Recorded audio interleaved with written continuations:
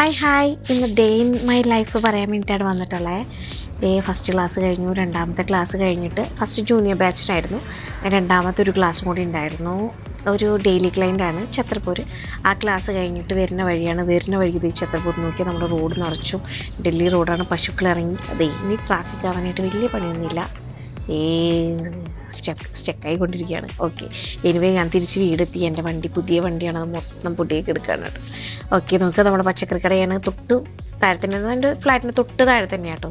ഞാൻ നേരെ ക്ലാസ് കഴിഞ്ഞു, നേരെ വീട്ടിലേക്ക് വന്നു.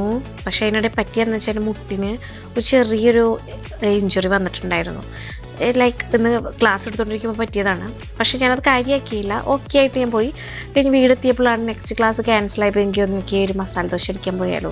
അങ്ങനെ നമ്മുടെ ഒരു ഫ്രണ്ട് ഉണ്ട് നീതുനെയും, അവളെയും കുട്ടി അവളെ ഫോം വിളിച്ച് അവളോട് റെഡിയാവും പറഞ്ഞു. ഞാൻ വേഗം നമ്മളുടെ ഒരു ലിപ്സ്റ്റിക്കൊക്കെ എടുത്തിട്ട്, നമ്മൾക്കൊരു ലിപ്സ്റ്റിക്ക് മതിയല്ലോ ഇപ്പം പിള്ളേർക്ക്. ഓക്കെ, അവളുടെ ഫ്ലാറ്റാണ് കേട്ടോ കാണുന്നത്.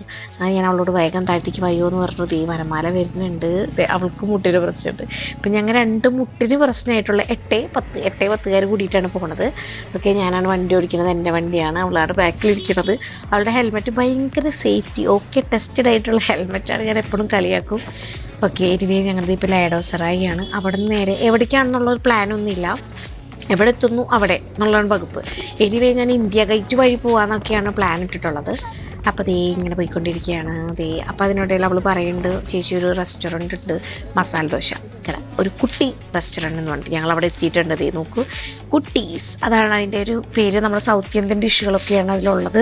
അപ്പോൾ ഞങ്ങൾ ചോദിച്ചു, ഓക്കെ അവിടെ നിന്ന് സ്റ്റാർട്ട് ചെയ്യാം, എന്താണ് കഴിക്കേണ്ടതെന്ന് അവളോട് ചോദിച്ചപ്പോൾ ഞങ്ങൾ അവിടുത്തെ മെനു ഇങ്ങനെ വണ്ടിയോട് ഇരിക്കണം കണ്ടു. ഓക്കെ, ചെറിയ ചെറിയ ഷോപ്പുകൾ അതിൻ്റെ അടുത്ത് കുറേയൊക്കെ ഉണ്ട്. ഞങ്ങൾ പോകുന്നത് കുട്ടീസിലാണ്. അവിടുത്തെ മെനു പലതും ഞങ്ങൾ കാണുന്നുണ്ട്. എനിക്ക് ഈ ഒനിയൻ മസാല ദോശ ഭയങ്കര ഇഷ്ടമാണ്. ഞാൻ ഒനിയൻ മസാല ദോശയും അവൾ ബട്ടർ മസാല ദോശയാണ് ഓർഡർ ചെയ്തത്. പിന്നെ ഞങ്ങൾ 2 വടയും ഓർഡർ ചെയ്തു, അതായത് സാമ്പാർ വട. അപ്പോൾ അവൾ അത് ഓർഡർ ചെയ്തുകൊണ്ട് നേരത്തെ ഞാനിവിടെ പോയിട്ട് ഒരു കോഫി എനിക്കും അവൾക്കൊരു ചായയും ഓർഡർ ചെയ്തു. അങ്ങനെ ഈ വട നമ്മൾക്ക് കിട്ടിയിരിക്കുകയാണ് ഗൈസ്. Okay, taste ആക്കട്ടെ. അവളാണ് ഫസ്റ്റ് ടേസ്റ്റ് ചെയ്ത് നോക്കണം. എൻ്റെ കയ്യിൽ ഫോണായിപ്പോയി. അവളുടെ നിന്ന് പെട്ടെന്ന് എക്സ്പ്രഷനൊക്കെ കിട്ടാൻ കുറച്ച് ബുദ്ധിമുട്ടാണ്. അല്ല, ഞാൻ ചോദിച്ചു പറ എങ്ങനെയുണ്ട്, അവസാനം ഒന്ന് ചിരിച്ചു. ഓക്കെയാണ്. അപ്പോൾ ഞാൻ ടേസ്റ്റ് നോക്കാൻ പോവാണ്. ടേസ്റ്റ് നോക്കി, അയ്യോ ഒടുക്കത്തെ ചൂട് പണ്ടാരൻ്റെ വായ കൊണ്ട് പൊള്ളിപ്പോയി. ഓക്കെ എന്നാലും ഓക്കെയാണ്, സെറ്റ് ഞാൻ ഓക്കെയാണെന്ന് പറഞ്ഞ് ഞങ്ങളത് കഴിച്ചുകൊണ്ടിരിക്കുകയാണ്. ഞങ്ങൾക്കിത് വണ്ടിയിൽ അവിടെ സിറ്റിംഗ് ഇല്ല, ഡൈനിങ് ഇല്ലാത്തതിൻ്റെ ഒരു പ്രശ്നമുണ്ട്. അപ്പോൾ ഞങ്ങൾ വണ്ടിയിൽ തന്നെ അഡ്ജസ്റ്റ് ചെയ്ത് വെച്ചിരിക്കുകയാണ്. നോക്കി, വണ്ടിയുടെ സൈഡിലാണ് കേട്ടോ കോഫി ഹോൾഡ് ചെയ്തിട്ടുള്ളത്, അതായത് കാല് വെക്കുന്നിടത്താണ് ഇത് വെച്ചിട്ടുള്ളത്. എനിവേ ഞങ്ങൾ ചെറിയൊരു സ്പേസ് ഉണ്ടാക്കി ഞങ്ങൾ രണ്ടാളും മാത്രമല്ലോ അഡ്ജസ്റ്റ് ചെയ്തു. പക്ഷേ കൊള്ളാട്ടോ, നല്ല ടേസ്റ്റ് ഉണ്ടായിരുന്നു. നൈസ് കോഫി, നൈസ് ചായ. ഞങ്ങൾ രണ്ടാളും പരസ്പരം ഓർഡർ ചെയ്തൊക്കെ ടേസ്റ്റ് ചെയ്ത് നോക്കിയിട്ടുണ്ടായിരുന്നു. Very nice. അങ്ങനെ ഞങ്ങൾ അതേ തിരിച്ചു പോകുന്നുകൊണ്ടിരിക്കുകയാണ്. നോക്കുക, നമ്മൾ കേരള ഹൗസിൻ്റെ തൊട്ടടുത്താണ് ഈ പറഞ്ഞത്. കേരള ഹൗസ്, ഡൽഹിയിലുള്ള കേരള ഹൗസാണ് ഇവിടെ കാണുന്നത്. ഇതിൻ്റെ തൊട്ട് ബാക്കിലാണ് കേട്ടോ കേരള ഹൗസിൻ്റെ ക്യാൻറ്റീനുള്ളത്. അവിടെ നമുക്കൊരു ദിവസം പോവാം. നമുക്ക് മണ്ടി ഹൗസ്, ഞങ്ങൾ മന്തി ഹൗസ് എന്നാണ് പറഞ്ഞിട്ടുള്ളത്. ഞാൻ മണ്ടി ഹൗസ് അപ്പോൾ ഞാൻ അവളോട് ചോദിക്കുന്നുണ്ട്, നിൻ്റെ വീട് ഇവിടെ അടുത്തായിരുന്നു, മണ്ടികളുടെ ഹൗസാണെന്നൊക്കെ പറഞ്ഞ് ജസ്റ്റ് ഒരു ജോക്കൊക്കെ അടിച്ചിട്ടുണ്ടായിരുന്നു. ഓക്കെ, ഞങ്ങളപ്പോൾ അവിടെ വെറുതെ ഇങ്ങനെ വണ്ടി ഇങ്ങനെ ഓടിച്ചുകൊണ്ടിരിക്കുകയാണ്. ആക്ച്വലി പറഞ്ഞാൽ ഞാൻ ഇത്രയും നാൾ ഡൽഹിയിലെത്തിയിട്ടുണ്ടെങ്കിൽ ഇപ്പം നിൽക്കുന്ന സ്ഥലം ഏതാണെന്ന് എനിക്കറിയില്ല. ഈ ഭാഗത്തേക്ക് ഞാൻ വന്നിട്ടുമില്ല. എനിവേ ഫസ്റ്റ് ടൈമാണ് ഇങ്ങനെ ഞങ്ങൾ പോയിക്കൊണ്ടിരിക്കുന്നത്. അതാണ് ഒരു പ്ലാനിങ്ങും പ്രത്യേകിച്ചൊന്നും ഇല്ലാണ്ട് സഡൻലി എടുത്ത തീരുമാനത്തിൽ 10 മിനിറ്റ് കൊണ്ട് റെഡിയായിട്ട് ഇറങ്ങിയതായിരുന്നല്ലോ. എനിവേ നല്ലൊരു ഇതിനൊരു പ്രത്യേകത ഉണ്ട്. അപ്പുറത്തെ സൈഡിൽ കൂടെ ട്രെയിൻ പോകുന്നുണ്ട്, ഇപ്പുറത്തെ സൈഡിൽ കൂടെ മെട്രോ പോകുന്നുണ്ട്. ആ പാലം എന്ത് രസമാണ്, ആ പാലം മെയിൻറ്റെയിൻ ചെയ്തിട്ടുള്ളത് നോക്കൂ, ഒരു രസമാട്ടോ. ഡൽഹിയുടെ ഈ സ്ഥലങ്ങളിലൊക്കെ എത്തുമ്പോഴാണ് ഓക്കെ ഡൽഹി സൂപ്പറാണെന്ന് നമുക്ക് തോന്നാം. ഞങ്ങളൊക്കെ താമസിക്കുന്ന ഏരിയ ഒരു ഗല്ലി ടൈപ്പ് ഏരിയ ആണ്. നോക്കൂ, നമ്മുടെ സുപ്രീം കോർട്ടാണ് ഈ കാണുന്നത്. സുപ്രീം കോർട്ട് കുറച്ചും കൂടി മുന്നിലേക്ക് പോകുമ്പോൾ അതിൻ്റെ ബോർഡ് നമുക്ക് കാണാൻ പറ്റും. അതിൻ്റെ എക്സിറ്റ് ആണ് ഇതെന്നാണ് എൻ്റെ ഒരു അറിവ്, എനിക്ക് മനസ്സിലായിടത്തോളം.